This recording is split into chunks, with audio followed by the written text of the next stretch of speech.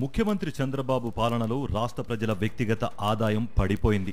2023-24 ఆర్థిక ఏడాది కన్నా 2024-25లో రాష్ట్రం నుంచి కేంద్రానికి ప్రత్యక్ష పన్నుల రూపంలో వచ్చే ఆదాయం తగ్గిపోవడమే ఇందుకు నిదర్శనం.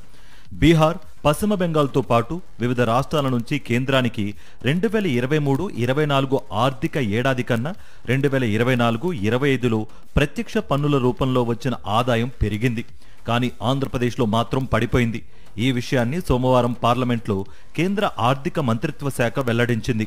ఆంధ్రప్రదేశ్ నుంచి 2023-24లో ప్రత్యక్ష పన్నుల ద్వారా కేంద్రానికి 26,066 కోట్ల రూపాయల రాబడి వస్తే 2024-25లో అది 23,804 కోట్ల రూపాయలకు పడిపోయింది.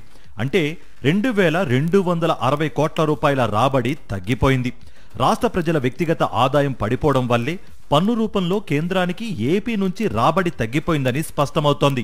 చంద్రబాబు ముఖ్యమంత్రిగా బాధ్యతలు చేపట్టినప్పటి నుంచి రాష్ట్ర అమ్మకం పన్ను రాబడులు అంతకు ముందు ఆర్థిక ఏడాదితో పోలిస్తే ప్రతి నెలా తగ్గుతున్నాయని కాగ్ నివేదికలు స్పష్టం చేస్తున్నాయి. ప్రజల కొనుగోలు శక్తి పడిపోవడం వల్లే అమ్మకం పన్ను రాబడి తగ్గిపోతోంది.